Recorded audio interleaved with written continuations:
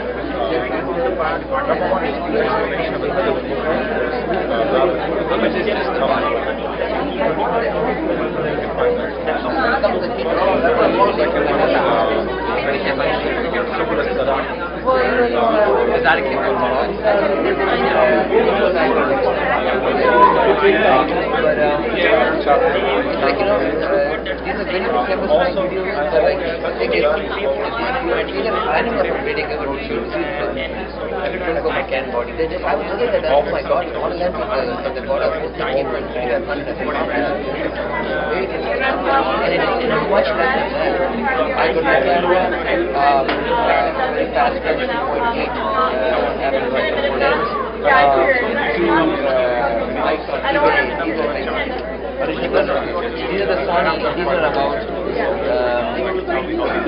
the new vacation box each, and I got the full clearance with each. The used and then within the price of one Canon camera, I got like big, most of it stuff there.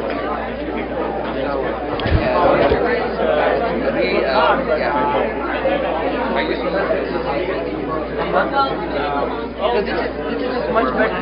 No, this is smaller. You can't really check the camera like that. So it's easier to frame in this as well and easier to check focus. So for example, let's say if I'm doing manual focus, you see the peaking there. You can see the peaking here and there as well. And just when you do that, you can zoom in. So it's easier to get the focus right. Even though the colors are more real on that one than this one, but you can get the this. And the other thing is, the camera there, I can put it in front of me here, and then I don't have to do that height as well. And this is sort of like fine tuning. Yes. Cheaper.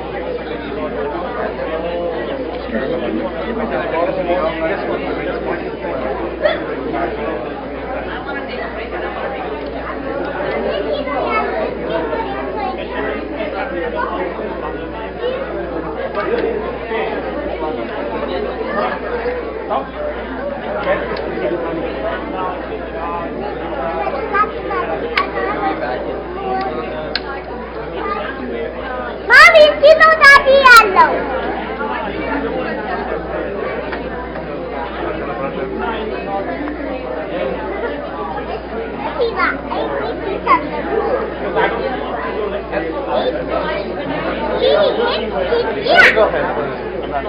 Oh, she's with her uncle, then she's with the boys. Because I saw her. You guys missing, weren't you? No, I saw her. And there's a front door. No.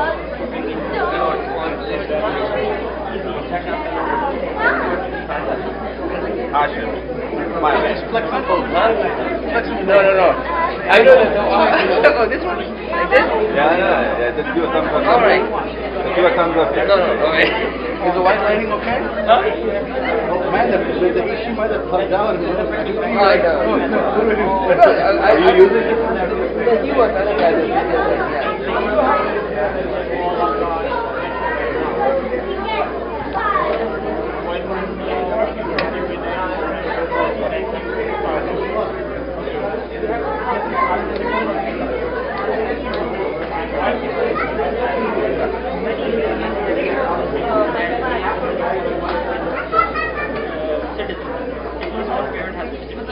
I'm not tuned in.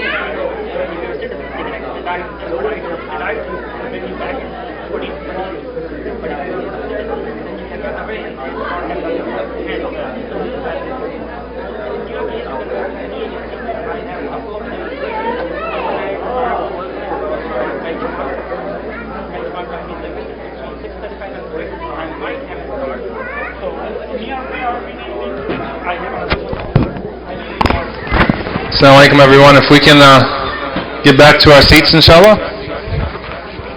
If everyone can make their way back in, inshallah, we're going to go ahead and get started.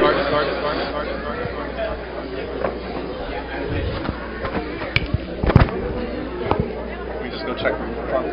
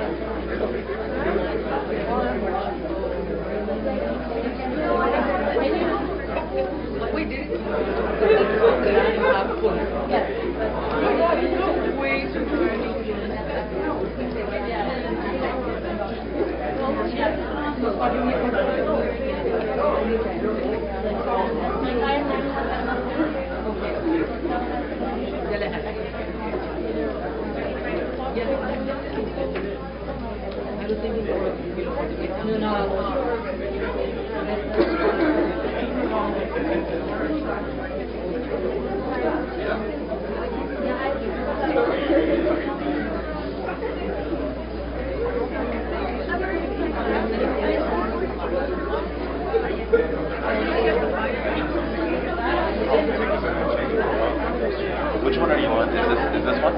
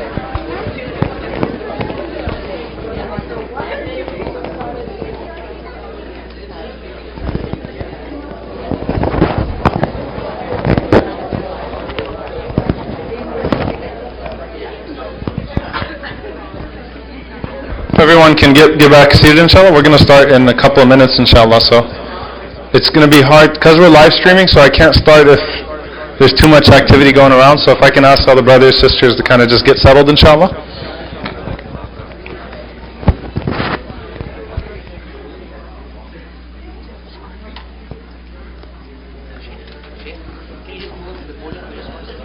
Yeah, I need to talk to one sister before I start, inshallah. I don't know where she is.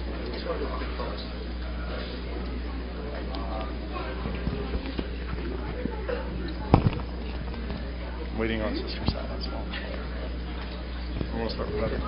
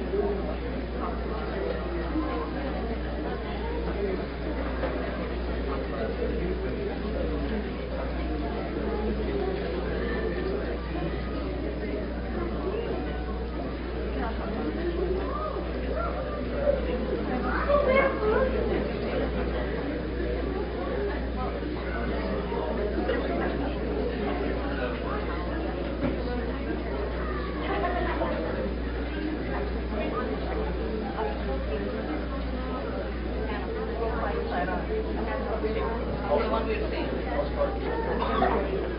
before you start, just give me a thumbs up because I need to think it. I'm gonna start right now. There's one thing I need to do.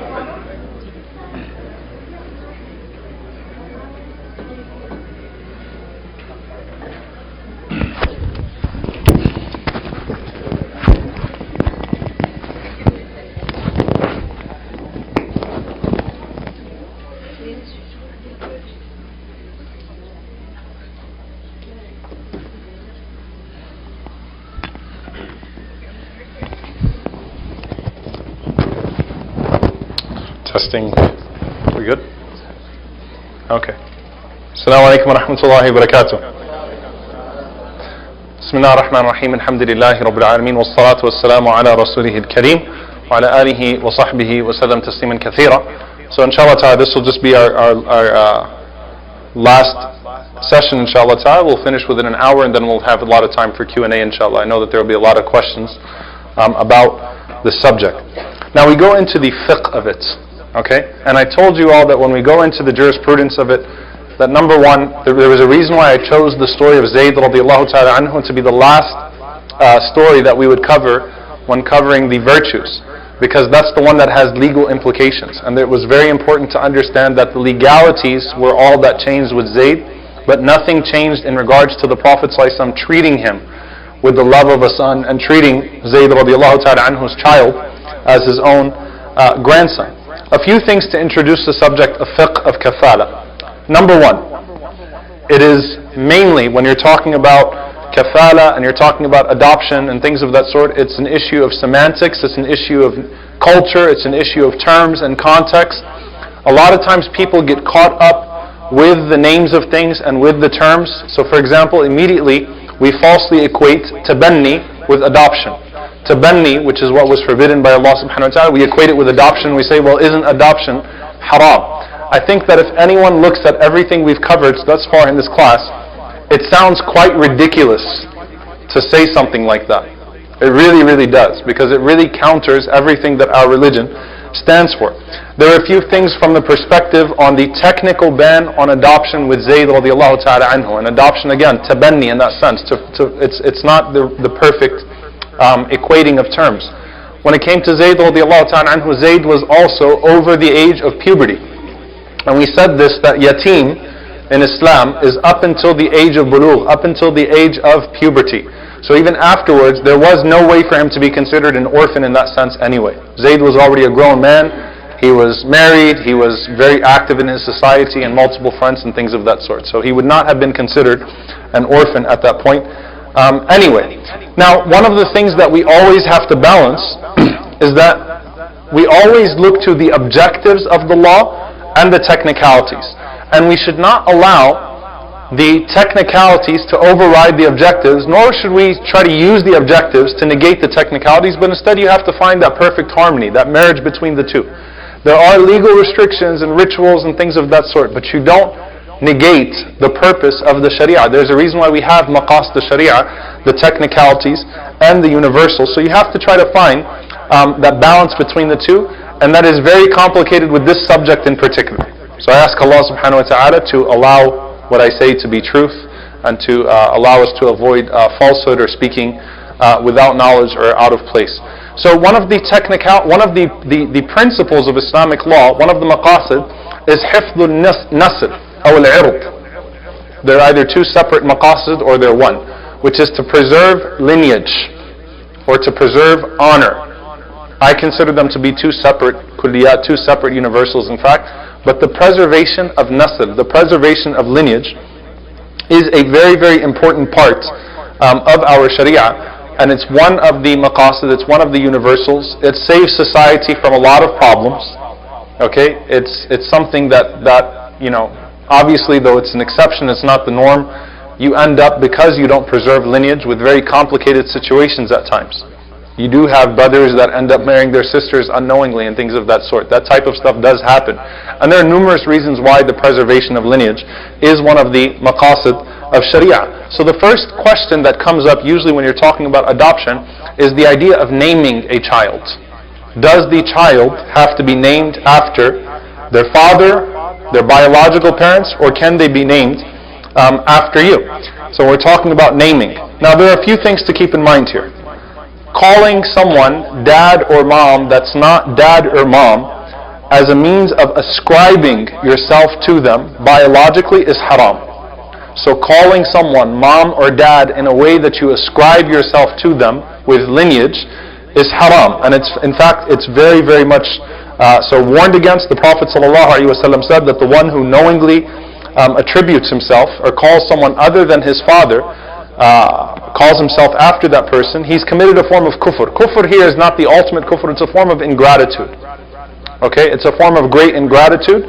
And whoever claims to belong to a people that he has no ties to of blood, فَلْيَتَبَوَّأْ مَقْعَدَهُ بِالنَّارِ, let him choose his place in hellfire. So it's very serious. Context. Okay?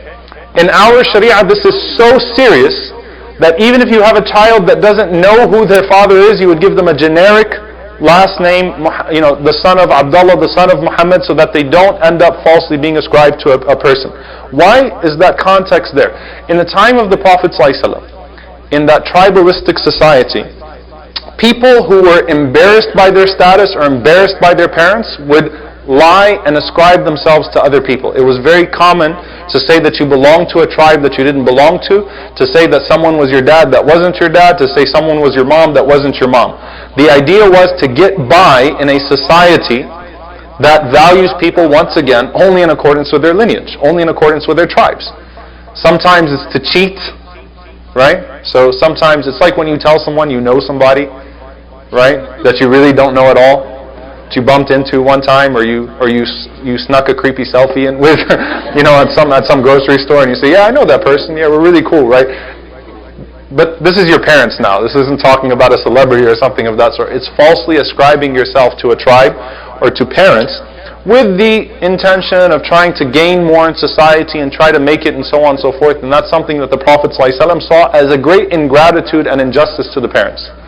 And it's deception and it's deceit, and it's not something that should be done. And it was a real problem in their society for the Prophet ﷺ to have warned about it. Now, what about naming? What about ascribing yourself in another sense? So for example, how many of you have heard of Ibn Taymiyyah? You're going to hear a lot about him in the fiqh part of this class, okay? Ibn Taymiyyah. What if I told you he's not Ibn Taymiyyah? Oh my God, he's not Ibn Taymiyyah. What is he? He's Taqiyuddin Ahmad ibn Abdul Halim ibn Taymiyyah. Meaning Taymiyyah is like 12 names up.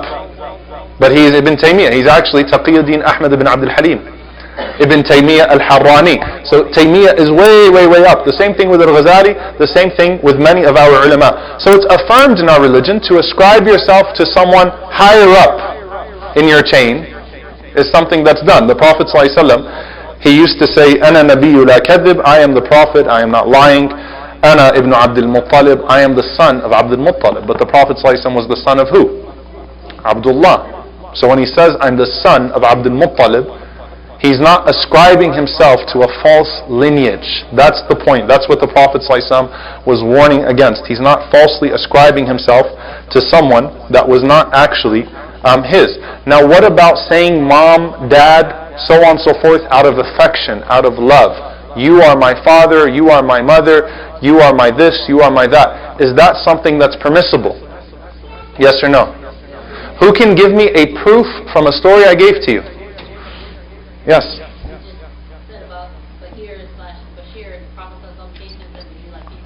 Very good. Barakallah fiki.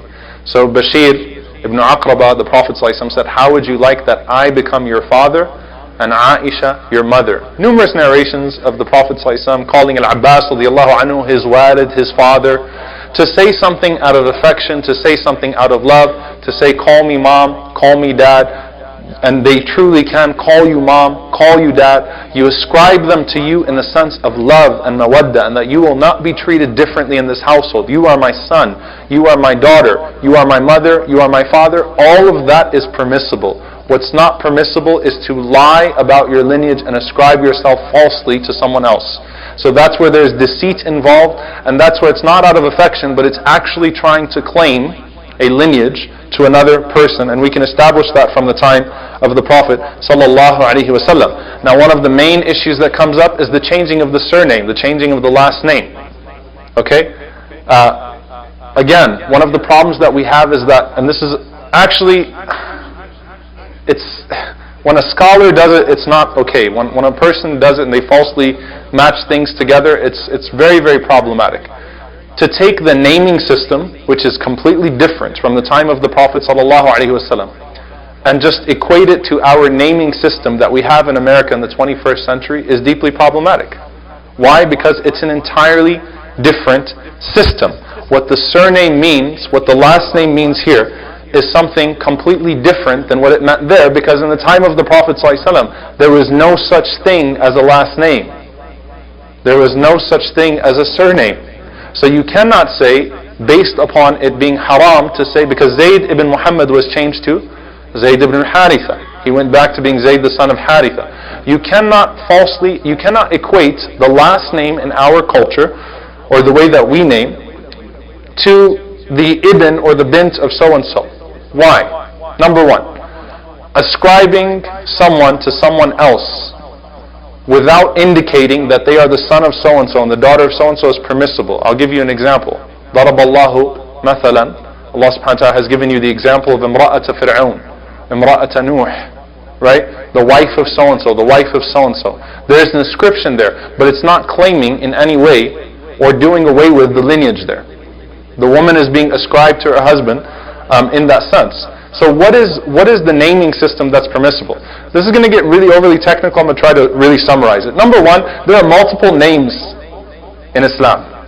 There is al-ism, there is al-laqab, وَلَا تَنَابَزُوا بِالْأَلْقَابِ. There is al-kunya, which is Abu so-and-so, so-and-so. There's a nisbah, which is ascribing yourself to a place or to an influential person that helps someone in your family or to a tribe or to a job. Where does surname fall in all of these different types of names? Allahu A'lam, Allah knows best, but it's actually like a nisbah. It falls like a nisbah. A nisbah can, and sometimes in the Sharia we find that it's done, or sometimes in culture it was done to describe a place that you live. So for example, Al-Hijazi, Al-Bukhari, Al-Iraqi, so on and so forth. I don't want to say Al-Baghdadi because we're not talking about that. There are good Baghdadis in the past as well, right? It's not just one Al-Baghdadi, but Al-Iraqi, Al-Baghdadi, Al-Yamani. This is a nisbah. You guys understand the concept? That's called a nisbah. It's a name which denotes, it's used at the end of a person's name to denote where that person came from. Sometimes it's to a tribe, Al-Qurashi, Al-Taymi, and so on and so forth, that you belong to this tribe. Sometimes it's to a dynasty, Al-Ayyubi. Okay, for example, Salahuddin al-Ayyubi. Sometimes it's to a rank, al-Muhajir, al-Ansari. Sometimes it's to a job, al-Najjar, right? Isa alayhi salam is al-Najjar. The point that I'm making is that a nisbah, which is the closest thing to a last name, existed as a form of ascription to something that person was prominent for. Many times was the tribe, many times was the country, many times was the land. Therefore, you cannot say that the last name is equal to a patronym. The patronymic system is the son of so-and-so, the daughter of so-and-so. The surname is really like a nisbah, it is not patronymic. But wait a minute, how does the lineage get preserved? It should still be preserved. Ideally, it's preserved actually through the middle name. Okay? You know, in some places in Europe, like in Russia and Ukraine, all right, it's actually legally binding that the middle name has to be the name of your father, right? Or it was that case for some time in history. Patronyms, which are the son of so and so, the daughter of so and so, which is the Islamic system and what will be called upon on the Day of Judgment. A lot of the names that we have, that we know. So, for example, William's son literally means Ibn William, right? And it became Williamson or Peterson, literally comes from Ibn Peter, right? These are European systems and naming systems. Till now, we find that these naming systems are very, very complex. So it is okay, and Allah knows best for a person. Or actually, Wilson is Ibn William, not Williamson. Wilson, all right? It's okay for a person to change their last name, inshallah, so long as the lineage is preserved through some other way. Because you cannot equate the last name to the patronym that we have in our Sharia. The lineage can be preserved elsewhere. It is a nisbah. The last name is a nisbah. It's just like Al-Qurashi, Al-Hijazi, Al-Baghdadi, Al-Taymi, whatever it may be. It is a nisbah and Allah knows best. So as long as you preserve it through some other way, then it's fine, inshaAllah ta'ala. The same is, for example, for marriage. It's okay to have that as your last name, but it's good to, for example, add a last name to your last name if you wanted to do that. If you wanted to have the same last name as your husband, it's okay. But still you should preserve your lineage. Because in this country, obviously, you change your middle name and your last name to your husband's. Right? So you become, so-and-so. It's actually kind of weird, right? But your middle name and your last name change to the first name and the last name of your husband. Okay? So you still have to find a way to preserve it, but if you wanted to make it legally easier, and you wanted to make it smoother in paperwork and just add the last name of your husband to the end of your name, Allah knows best, but it's permissible. A lot of scholars do hold that opinion. I hold that opinion that it's permissible, inshaAllah ta'ala, because it's simply a nisbah at that point. So there's nothing wrong with a son calling his father, or calling the foster care father, my dad, or my mom, or calling brother, sister. We obviously know brother, sister, we do it all the time. We sound kind of awkward when we do it, but we do it all the time for everybody. So brother, sister, father, mother, also naming the child after you, so long as you try to preserve their biological lineage through something else. Why? Because it's undue trauma on the child as well. The child goes to school with their brother and sister, and literally every single day they have to be reminded why they're different, which is not healthy.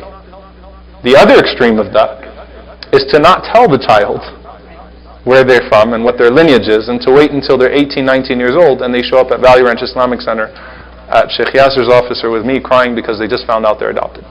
Happens in the Muslim community too as well, by the way. So that's also something that's a problem. I actually have a quote from the American Society of Pediatrics. Adoption should not be a secret. Every youngster needs to have an honest understanding of his origin. Adopted children who have not been told seem to sense that somehow they are different. The nagging intuition can influence their self-image. The longer you wait, the harder it will be to discuss it with your child. Also, he is liable to find out from someone else, perhaps by overhearing the conversations of relatives, or from teasing by neighborhood children who have learned from their own parents that he is adopted. It's narrated by healthychildren.org, Rawahu, American Society of Pediatrics. There are a lot of these different, it's funny because I was reading it like a hadith and I realized I was reading halfway through, I was like, it's not a hadith. But the point is that I'm not speaking as a pediatrician here, as a psychiatrist, but it is something that our deen mandates that a child knows. They don't have to be reminded of it all the time. They don't have to be told that they're anything less. All the hadith that we've covered in the first session sort of clarify that they are indeed to be made to feel like they are just like all your other children. What they eat, what they drink, how they're treated, everything. So it's not a means of belittling them, but so that they have an honest conversation. They know, however, you establish very early on, you're not going to be treated any differently. I love you just like I love my other children. You get that out of the way as early as possible. The longer you wait, the more you actually risk, again, violating hifdhun nasl, which is the preservation of lineage, which is a part of our deen, and also the psychological well-being of that child when they grow up. So it is important to establish that, inshallah ta'ala, without causing undue harm to the child. Islam always has a middle ground between the two on these things. The issue of inheritance. Some of you who have been following the Sahih al-Bukhari class, we actually went through the issue of inheritance, and one of the things that we established in the issue of inheritance, contrary to what people think, the Prophet ﷺ, when he allowed 1/3 of a person's inheritance to go to charity, he says, الثُّلُثُ وَالثُّلُثُ كَثِيرٌ. He says 1/3, and 1/3 is even really too much. Why? Because the most deserving of your inheritance are your children. So it's a Muslim idea that when I'm passing away, let me just dedicate everything to the hospital. It's not my money anymore. I'm dying anyway. I might as well turn it all into sadaqah. So let me turn it all into an orphanage or turn it all into a child. No, the Prophet ﷺ said it's better it goes to your family. وَالثُّلُثُ كَثِيرٌ. And you have 1/3, and that 1/3 is even a lot. So where does it come with the orphan? The orphan does not naturally, the adopted child does not naturally inherit like the other children do, meaning they have to be factored in. However, the orphan can be, and there's a precedence for this from Ibn Sirin rahimahullah ta'ala, even that his entire 1/3 went to his orphans. Okay, his adopted children. The orphan can actually end up with more than a biological child. But you work it out of that 1/3, and again, what you spend upon that child is family and it's sadaqah as well. It's charity as well. It's a means of charity as well. This is constant sadaqah that you're doing. So it's important, inshallah, to operate within that 1/3. You can determine that portion. It is very flexible. And that is the best. Because the Prophet ﷺ says that to give charity to a family member is sila and it's sadaqah. It's establishing the ties of kinship and it's a form of charity. So that child that you've raised in your house and you called your son, your daughter, you treat with love, inshaAllah ta'ala. You try to show them ihsan. You want to factor in something, inshaAllah ta'ala, within the inheritance that is just as much as the other children, if not more. But the Sharia has flexibility in that regard. The third one, which becomes a very complicated issue, is the issue of mahram. How do we deal with the awkwardness of a child not being mahram? To be honest with you, it is a great hindrance. And unfortunately, because of it, many Muslims have shied away from it altogether. Right? And I think that's probably the case for the majority, is that this idea, well, how are they going to be mahram and how do we make that happen? Number one, if a child is breastfed by a woman within the first 2 years, that child becomes mahram to both parents and to everyone in the household. Right? Just like blood, the Prophet ﷺ said the effect of milk is the effect of a dam, it's the effect of blood. So that child becomes, for all practical purposes, just like any other child in the house. Okay? So rida'a establishes what the Prophet ﷺ said. It establishes hurma, it establishes someone to be forbidden in marriage, just like blood would establish. The amount of breastfeedings that would be required are 5 separate occasions. It used to be 10. Aisha radiallahu anha said that it was abrogated and it was reduced to 5 separate feedings. So you might find some hadiths would say 10 or some books that say 10. It was an abrogated ruling. An initial ruling was that it was 10 and it was abrogated to 5, which Aisha radiallahu anha narrates, which is in Sahih Muslim. So up to 2 years, if a person went through, inshallah ta'ala, we have a sister who's a lactation nurse that could actually meet with sisters, talk to them, inshallah ta'ala, as well, and kind of go over some things with everybody, inshallah. But if a sister was to be able to feed a child on 5 separate occasions, that child does become mahram altogether. And there's no dispute in that regard. The dispute obviously becomes, or the issue becomes, what if the child is over 2 years old? Now within the madhahib, in fact in the Maliki madhab and the Hanafi madhab, a few months over 2 is usually disregarded.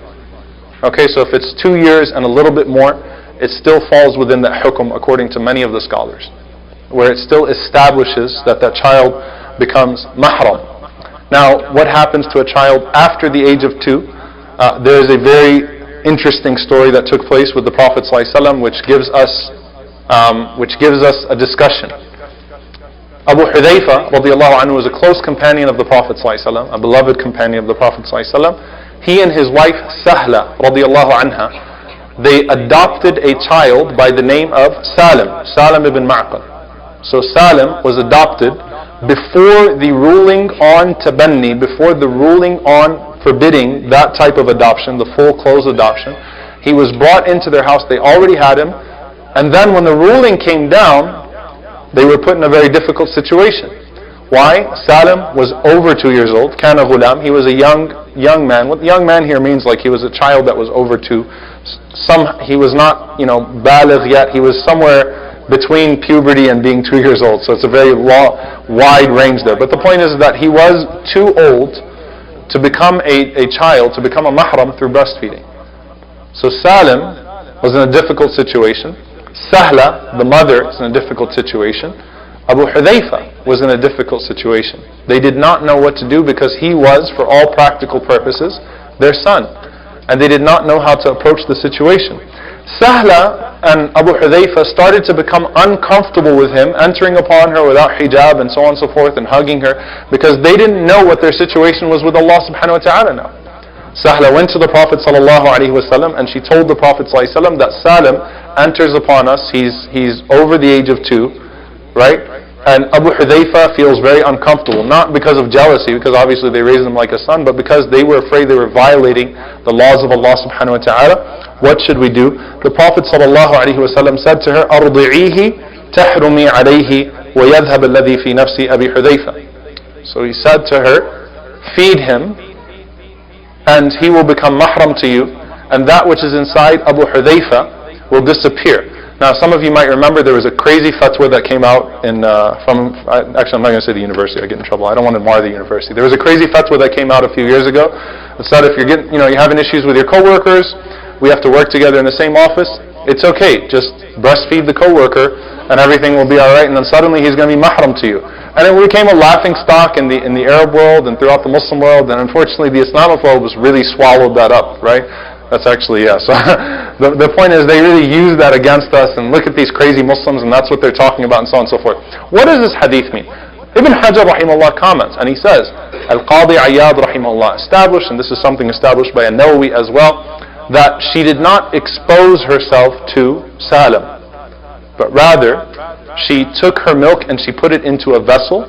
Salim drank from it through 5 days, so he drank from it 5 different times, and Salim became mahram to her. So the issue is, number one, there is no exposing to a child because that's against modesty and things of that sort in the first place, right? So there's a problem with that. So it was within a cup and it was within a vessel. Most of the ulama, the vast majority of the ulama say that this was a case makhsus, it was specific to Salim.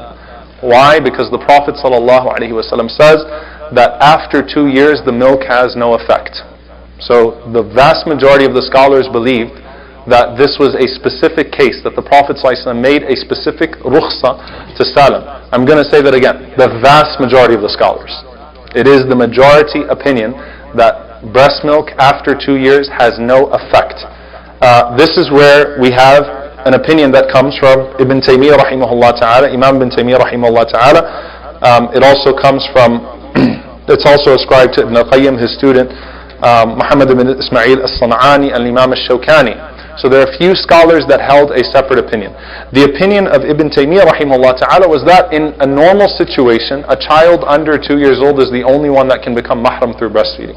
But if you have a 4-year-old or a 5-year-old and you have a situation where it's necessary, and the choice is between throwing that child out on the streets or taking them in as a mahram, then he said the case of Salim is precedence. So the case of Salim becomes precedence for that child. Right?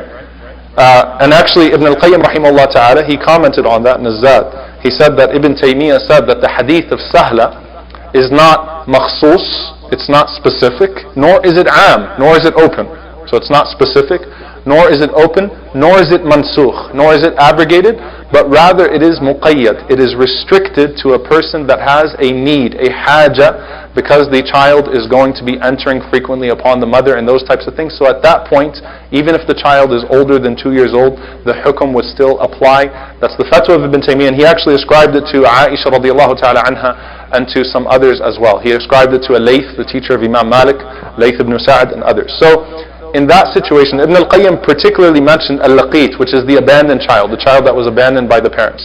So he said this is one of the hawa'ij, one of the necessities to where kathratu dukhurihi ala nisa, that this young man he's going to grow up and he's going to have to enter upon his mother, the mother who's taken him in, his sisters, the other girls in the house.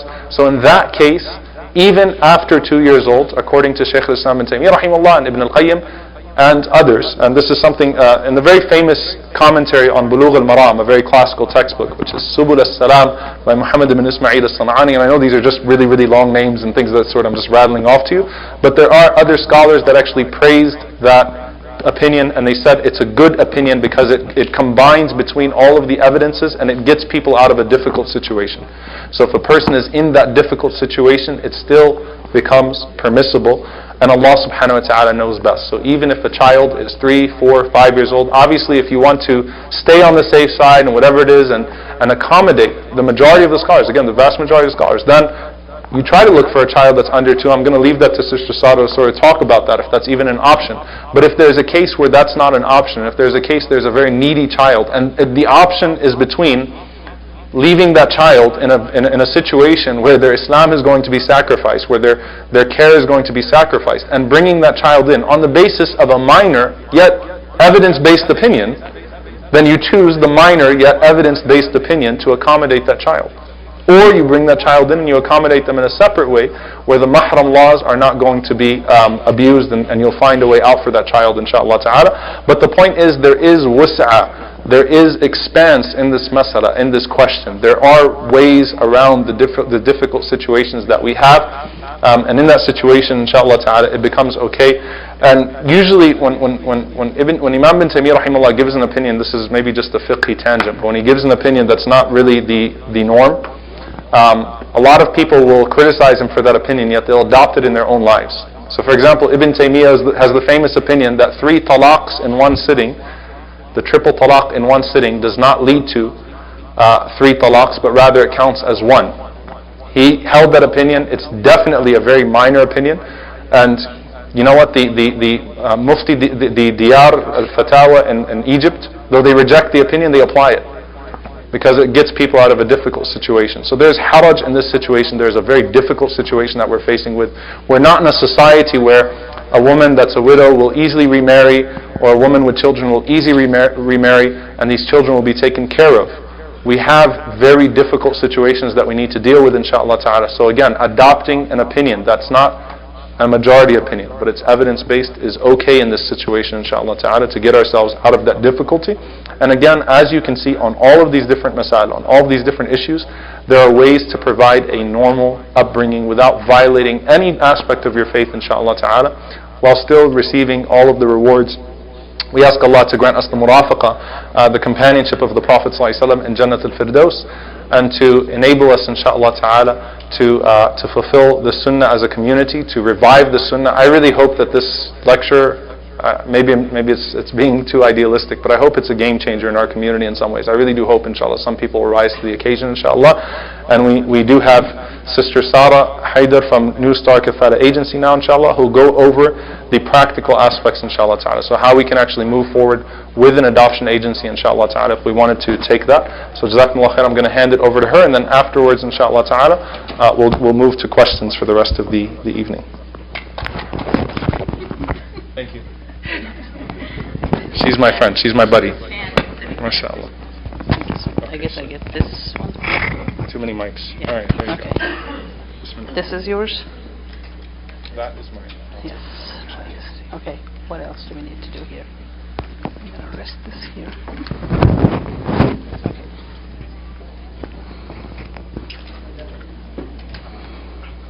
This needs to go out. The click in.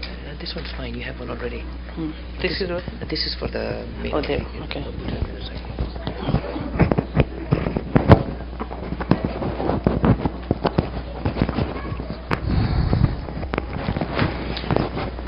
Assalamu alaikum. I feel rigged with mics. I feel like I'm being wiretapped, and that's an awkward feeling. Okay, so Assalamu alaikum. My name is Sarah Haidar, and I am the Vice President of New Star Kafala, the first Muslim international adoption agency in the United States. In this program, we're going to talk about a lot of the things that Sheikh Omar explained are the things that we have struggled with to get across to the Muslim community at times, because certainly we are not the experts in fiqh, as mashallah Sheikh is, and he has done extensive research that we're not in a position to expand on. But I want to specify some information about how to go about adoption and foster care. What are the differences? How can we make it happen on the ground? So with that, hopefully this is I'm going to advance with my... Do I have to stay the clicker? Oh, okay. Alright. So I got psyched by the device. And I'm reminded of my friend who says, a fool with a tool is still a fool. So just because you have the tool in your hand doesn't mean you're competent and know how to use it. Okay. Is it going to work with me? Or is it going to stay there? I'm using the right arrow. I'm using the down arrow, I'm using the... Okay, PowerPoint. You gotta come up and explain. Since... Okay, thank you. It is gonna work now, see? I wasn't as foolish as I thought I was. Alright, so when we're talking about adoption, I am an adoptive mother, and my daughter Hannah is sitting here. My other daughter is in babysitting, and she's very happy to be where she is. Alhamdulillah, this is a personal journey that started 12 years ago, and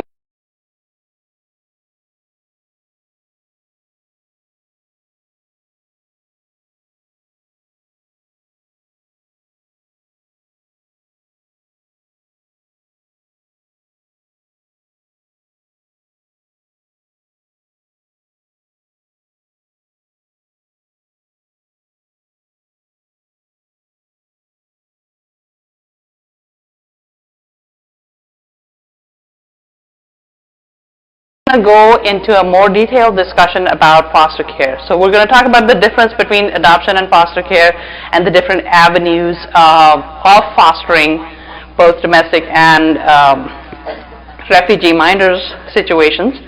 And there's a lot of opportunities for our community to get involved even if you are not in a place to adopt a child full-time or foster a child full-time. At this point, I think I would need my daughter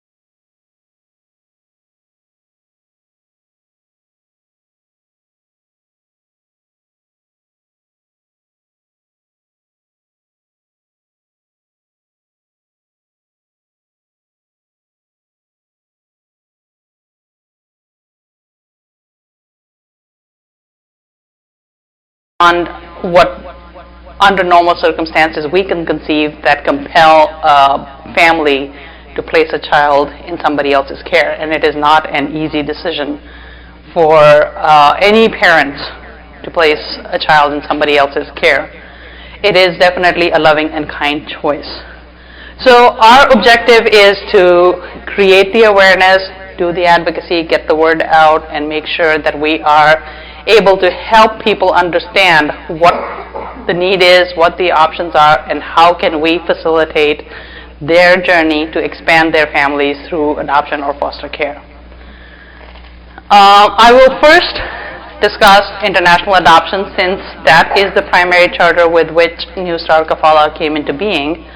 And to that effect, I would give you a little bit of a background. I started the Pakistan Adoption Group as a volunteer effort 12 years ago. There is another lady by the name of Abanani in California who is from Morocco, and she had been facilitating private adoptions from Morocco for several years, helping families get placed with children from orphanages in Morocco. So about 3 years ago, 2013, the laws surrounding international adoption for the United States got a lot stricter.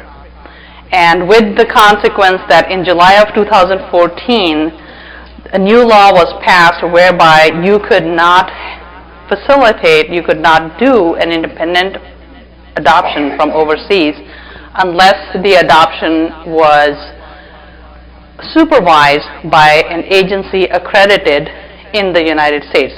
So there is a process for the agencies to be certified to place according to international adoption laws, and that accreditation is a fairly intensive process. It takes several months of reviews, and you submit your documentation, there's an audit, there's follow-ups with clients, and then the agency gets certified. So we started this agency conversation about 3 years ago, and in January of 2015, New Start Kafala was officially formed with the New Start Kafala name, even though we had been working towards it for almost a year and a half at that point. And in July of 2015, we got the Hague accreditation, the certification, so that now New Start Kafala can place children from any country where we develop a program for families in the United States. And that was a big milestone for us. So with regard to that, currently we have 2 programs actively working, the Morocco and Pakistan program. New Start Kafala has had about 7 years of history in facilitating adoptions from Morocco. Our staff, now Wafa is the president and I'm the vice president of the board, but independently we had been intimately involved in facilitating adoptions before we became office bearers in this organization. So we have a history that led us to where we are today. The program in Pakistan was officially launched about less than a year ago. After we got our accreditation in August of 2015, we started the Pakistan program. And we're working primarily with ET Foundation in Pakistan. And the role New Star Kafala plays in Pakistan is a little bit different from the role that we play in Morocco because of the regulations in country. But overall, the idea is to provide Sharia compliant placements for Muslim families in the U.S. So with that, just wanted to give you an overview of the number of adoptions that were completed last year. Like I said, we started the Pakistan program in fall of 2015, and there were 3 cases that were completed. Actually, this number of clients in process for Pakistan has changed significantly in the last couple of months, and now, from what I understand, we've got about 12 people who are currently in various stages of development. That's as of today. The total fees for the agency are listed here.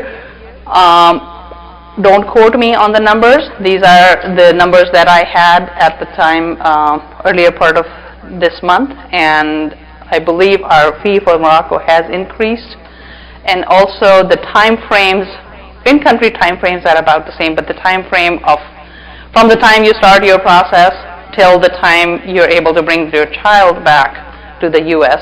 has changed a little bit. There's some delays in Morocco at this point.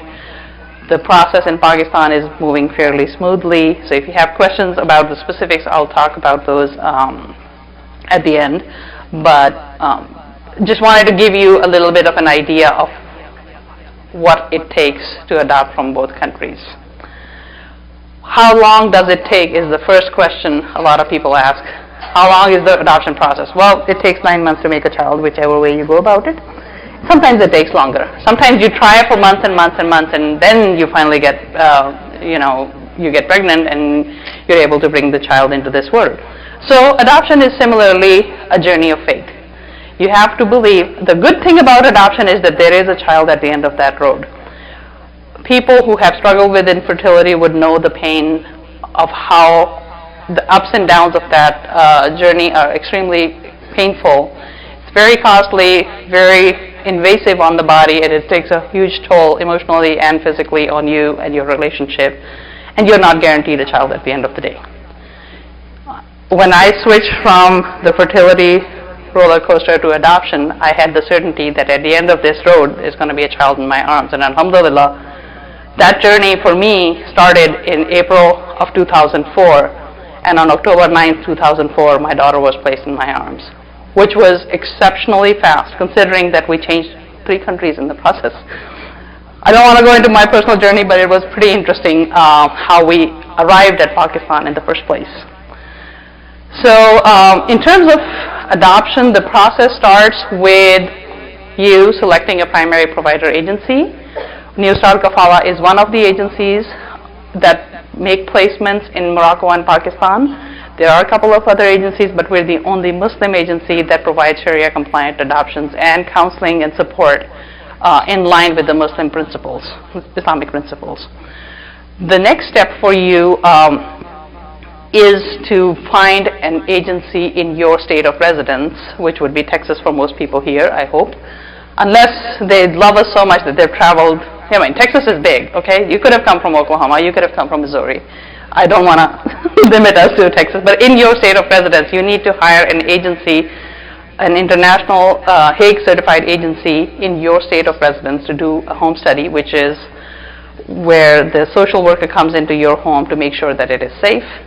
Then you apply for documentation and you go. We can talk about the specifics. We're actually going to discuss those in a separate video clip that I'm looking forward to producing. And you can find all those details on our website, New Star Kafala. In the interest of time, I don't want to go into the specifics of that, but you apply for your documentation here, then you go in country for the placement, you go to court to get guardianship of the child, then you apply for their birth certificate and documentation such as the passport, you go to the U.S. Embassy, get the visa, bring the child home. After you bring the child home, there is another process called post-placement where they come to, the social worker comes back to your home to make sure that everything is working smoothly before your adoption can be finalized in court. So in a nutshell, it's about a 12 to 18 months process for most families. Let's switch gears a little bit and talk about domestic foster care, because that is something that we all see the need, and ironically, only a couple days ago I saw a news item that really ripped my heart out. There was a case in Arlington where a father killed the mother and himself, and there are 4 children who have now been placed in CPS custody. This is not an unusual circumstance, unfortunately. This happens, I don't want to say regularly, but periodically, and every time a case like that happens, the whole Muslim community gets up in total uproar and is like, we can't let the children go into non-Muslim homes. Well, okay, that's wonderful. What's your solution? We should place them in Muslim homes. Okay, where are the Muslim homes? Crickets. There is an absence, a void of Muslim foster homes. So what is the solution? Just the hue and cry that we shouldn't let any Muslim kids go into non-Muslim homes? Or are we going to actively be part of the solution and do something about it? Are we, unless we're part of the solution, we're part of the problem. If we don't open our hearts and homes to those children, how dare we point a finger at somebody else who does? We don't have that right. So with that, I want to talk about what it takes, the cost of not doing anything. If a child is in the foster care system and ages out at the age of 18, which happens a lot for minority and children of color in the Child Protective Services custody, the cost of a young person finding assistance is about $26,000. Has anybody heard about the school to prison pipeline? So you are familiar with what happens when a child does not get the support and services in school, and then they become an adult without having any life skills, without having any support, and they're on the street. They end up in gangs. They end up, a lot of, unfortunately, there's a negative environment that feeds that negativity, and a lot of those children end up either killed or in jail. The cost of incarceration per person is $300,000 per year. When you total up those costs based on how many children are aging out without any support or ability to sustain themselves, that's a humongous cost to the society. So when we say, not my problem, not in my backyard, well, it is in your backyard whether you like it or not. It is going to impact you. You are paying with your tax dollars. You are paying with your law and order situation. You are paying with every possible dimension of life. So what can we do about it so it doesn't happen? I think our obligation as a community is to understand where the need is and what are we able to do to counter that situation. So there is a program where foster children are supported through the state beyond the age of 18, and they can continue to stay in foster care and in foster families beyond the age of 18, and the success rate is much higher when a child has, how many people here have 18-year-olds? Do you think they're capable of being independent citizens without any guidance or support? Why not? You know, they think they're adults, and they are for practical purposes. However, they are not always in a place to sustain themselves and to conduct life on their own. There's a lot of people, I ask 17, 18-year-olds, have you ever filled out a college application? Did you need references? If you do not have a support system, can you even get into a college without references? How do you go and open a bank account? How do you go get insurance for your car? You know, there's basic things where young adults need the guidance, support, and sometimes financial backing of their parents and their families. So children who are growing up, moving from foster home to foster home, who do not have any adult with whom they have a meaningful relationship, what life skills do they have? Where are they going to go? How are they going to survive and succeed in the society? We got to think about that. I'm going to share some statistics with you just to give you an idea of what are we dealing with. I'm using Harris County, Houston numbers because those are what I am most familiar with, being from Houston. And I've been working with CPS on a faith-based foster and adoption support program.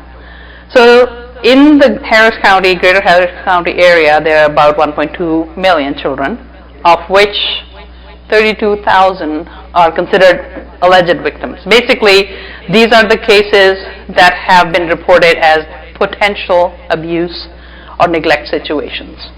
Out of those, about 6,000 cases have been confirmed that yes, there is active domestic disruption or abuse going on. Out of those 6,000, 1,800 children have been removed from their families. In just Harris County, we're not even talking, the greater Houston area, we're not talking about Texas, we're talking about one small subset of it. The 684 number is a very interesting number. There are children in CPS custody in foster care who are legally free to be adopted, but they are still in foster care. So if a family was available to adopt them, they would be placed for adoption, but nobody steps forward. There is a huge need for foster and adoptive homes for children in care. And when you look at the overall statistics, these, I believe, are in the U.S., yes. So overall, in the U.S., there are over 400,000 children in foster care, but this is based on 2013 statistics, and the number today is likely to be higher than 400,000. More than 100,000 children are waiting to be adopted. So the 684 in Harris County equates to over 100,000 across the United States. There are 100,000 children in CPS custody in various places overall across the U.S. And there are more than 250,000 children entering foster care every year. It takes about, on average, almost 2 months, 2 years. 21.8 is basically 22 months. So initially, what happens when a child enters foster care, the family, the biological family, is given a grace period of about 12 months, typically 12 to 18 months, to make the home safe for the child. When the family fails to meet that requirement by the court, then the court moves to terminate the parents' rights. That process takes a few months, and if it is 18 months, it takes another 4 to 6 months to terminate the rights of the parents. And at that point, the child is legally available for adoption. Most of the time, CPS gives the first right of refusal to the foster family that the child is with. And ideally, they want to preserve the stability for the child, so they encourage the foster families to adopt the children. Some families only want to be foster. They don't want to take on adoption. Some families only want to adopt. They don't want to deal with the temporary nature of fostering, because fostering is basically temporary custody of the child, where a child or a sibling group comes into your home temporarily while the plan is to reunite them with their biological family. Once the biological family has exceeded or the grace period or has some serious violations in the sense that there is no way for that home to ever be safe for the child, then their parental rights are terminated in a more immediate manner and the child is made available for adoption. So when we look at the children aging out of the foster system in 2012, that's almost 24,000 children.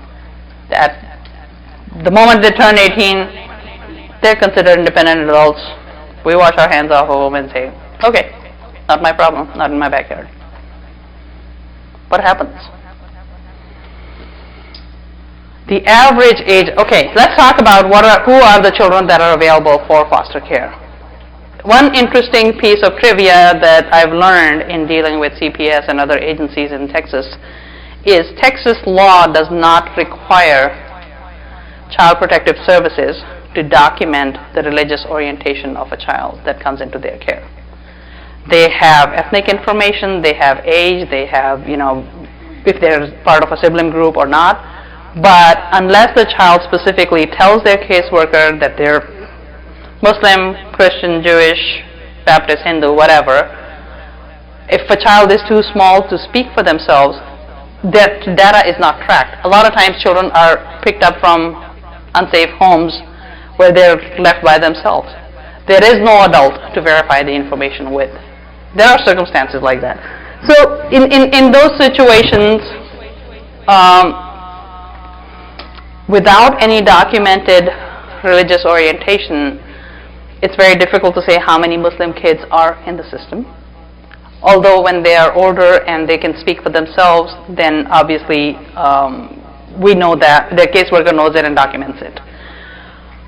When you foster a child, it is your obligation to preserve the religious identity of the child.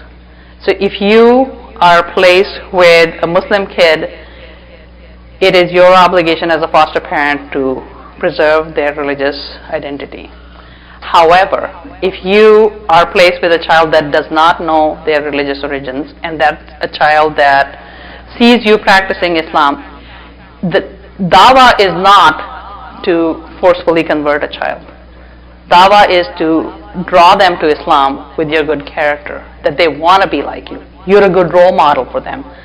You are a better person than the last adult they remember being present in their life. That's what attracts people to Islam. When you ask reverts what attracted them to Islam, it's usually because they had a Muslim friend who was a good person and they wanted to be like that person, and they hung out with that person, and that's how they started getting to know Islam and learning about Islam and started being drawn to Islam. So when we talk about the children in the system, don't limit your perspective to children who are born Muslim. It is, I don't think Allah ever said, I'm Rabbul Muslimin. Did he? What did he say? Rabbul Alameen. Why is he Rabbul Alameen and not Rabbul Muslimin? Because every child is born on fitrah. Every child is born Muslim, and then socialization makes them whoever they end up believing in. It is not our job to convert, but it is our job to lead. How we lead ourselves determines who we become and who the people who look up to us become. So, what's the number of caring adults it takes to make a lifelong difference in a child's life? 1. If it is to be, it is up to me, with Allah's help. If we all, how many people are sitting here? I think we have about 80 to 100 people here. And we've got thousands of people online who are watching this. If even a tenth of those people step forward to explore, I'm not suggesting that we all take it on us. Explore in your heart if this is a path that you are led to. Let's talk about that. Okay? Sorry, I got a little too passionate there. Alright, so I think I beat this horse to death, so I'm not gonna bring you to complete tears, just the start of one. Okay, so when we look at the regional demographics, what are the ethnicities of the children in care? There's a lot of Hispanic children in Texas that are in care because of various circumstances. There's a lot of minority children, period. So when you look at the others, is about 7%. So you have Hispanics, you have African Americans, you have Caucasians, they are the bulk of it. And then in the others, interestingly enough, when we had the first orientation session with CPS in Houston, we asked this specific question of how many Muslim children are in care. And she said documented, probably about 3%. But we have 7% confirmed that are classified as others. So the other 4% could be all Muslims or several different, denominations in the other 4%. They can't confirm that. So the children adopted through the state of Texas can get college education for free at Texas state colleges. How many of you knew that? How many of you know that the state pays you a stipend per child for their maintenance of monthly expenses? What do you think is the average amount of that stipend? $680 something per child, and that's assessed frequently to adjust for inflation and cost of living. That's not to say, and unfortunately there are families that take in multiple children and that is their primary source of income. So they are living off of the children instead of the children living off of them. That's a very unfortunate circumstance, because there are cases where somebody reported that they saw a family eating at a restaurant where the foster child was basically sitting on the side and the mom and daughter were having a scrumptious meal and he was not offered any. And they're probably living off of that money. That's not right. We have to answer to Allah. We can't take from an orphan. We cannot take from an abandoned child. I love this toothless grin. How many years is 924 days? Any mathematicians here? About 3 years? 2.5 to 3 years? Almost 3 years? That's a long time for a child that does not look over 6 years old. Average amount of time children spend in foster care before they are placed is about 2 years. He definitely exceeded it because he was a child of color, a minority. Also, I want to share something with you that I have found very helpful and useful. This is, the source is Hope and Healing Foundation, Hope and Healing Center in Houston, and the lady who is the director of this program, she's a fellow at the Hope and Healing Center, and she's doing a funded research on how to improve and support faith-based adoption and support programs. So she's developing a curriculum, and she's reached out to me that she has 8 churches in her program as part of the pilot project, but she wants to make it more of an interfaith effort so that she covers the Muslim community, the Jewish community, as well as different communities of faith in the Christian church. And she is willing to work with us to develop curriculum. In fact, this presentation, according to her, qualifies as the first or the second step. She hasn't figured out exactly where it falls. It's like at a 1.5, which is probably where I fall. But congregation education is more of a mass awareness approach, and then awareness presentation, this is more of the awareness presentation, where we're talking about the specifics of what it takes to make adoption and foster care possible for the Muslim community. And our goal is to encourage people, support people in the process.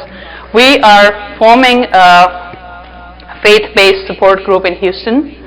We have had the first orientation with CPS for the Muslim community. We have another session scheduled for May 14th in Sugar Land. If anybody is willing to drive to Houston for that, they're welcome. It's going to be at Mariam Masjid on May 14th from 6 to 8 p.m. And then there's a decisions workshop.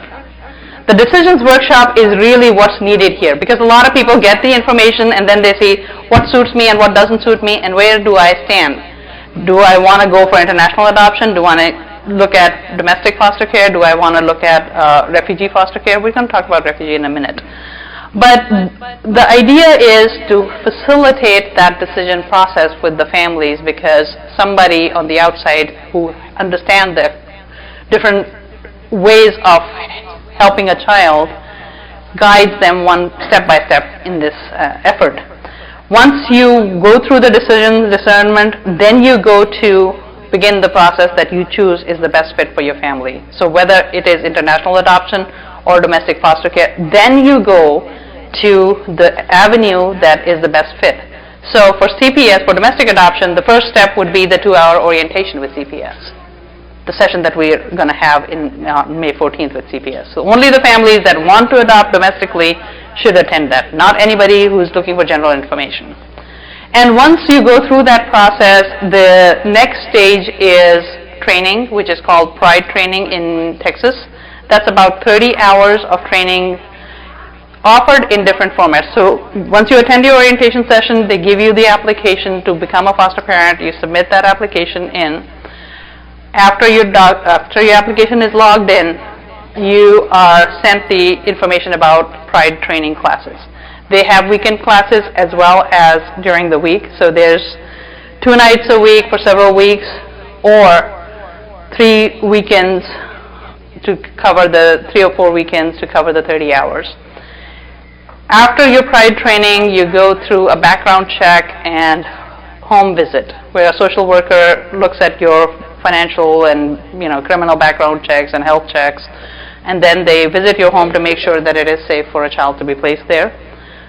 Once you pass through all of those processes and are approved, then you are licensed to be placed with a foster child. And when you go through that process, you can specify. I mean, for instance, if you only want to adopt or you only want to be a foster parent and not adoptive parent, you can say that this is only for fostering 0 to 4 years or whatever your age range is.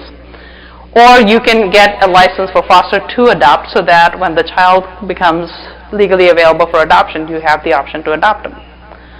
And in some cases, you say, no, I only want to look at the children who are legally available for adoption. And you can be doing your licensing only for adoption. So that's up to you. You can specify whether you want a boy or a girl, what age group, whether you want to take in a sibling group or not, what kind of, if there are any health or behavioral issues that you are open to. You can specify all of those things, and the social worker will discuss those with you in your process. So at the end of that process, you are ready to be placed with a child. And whenever there's a child available, they will call you. And usually, you have to take custody within an hour or 2. It's not like, oh, I'm at dinner and I'll get to it when I get to it. No. The child is in crisis at that point. CPS is trying to get them to safety as soon as they can. Once the child is removed from a home, they want to stabilize the child as soon as possible.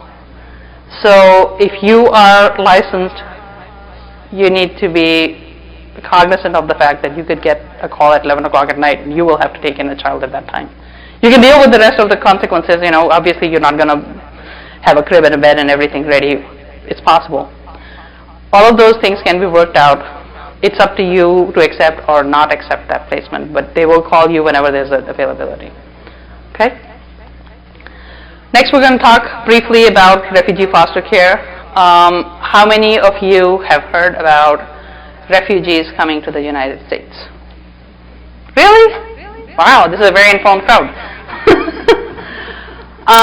Sometimes there are circumstances where children are separated from their families, or they are the only surviving members of families, and they go through the refugee certification process as an individual, as a minor, acting on their own. They are, by the time a person, I wouldn't say child, by the time a person starts registration with UNHCR and goes through the refugee certification process, it takes about 2 to 3 years. And once they enter the United States, most of these minors are between the ages of 14 and 18. They're teenagers. Majority of them are boys. There's very few girls who come in as refugee minors. There are some, but typically it's teenage boys. Why do you think that is?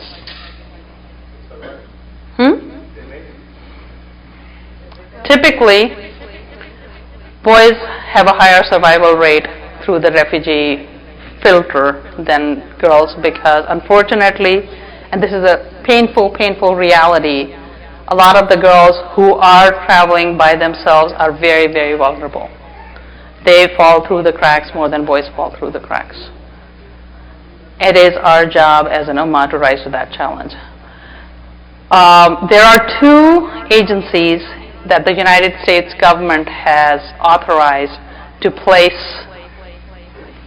for adoption, for refugee foster care, and those are Catholic Charities and Lutheran Immigration and Refugee Services.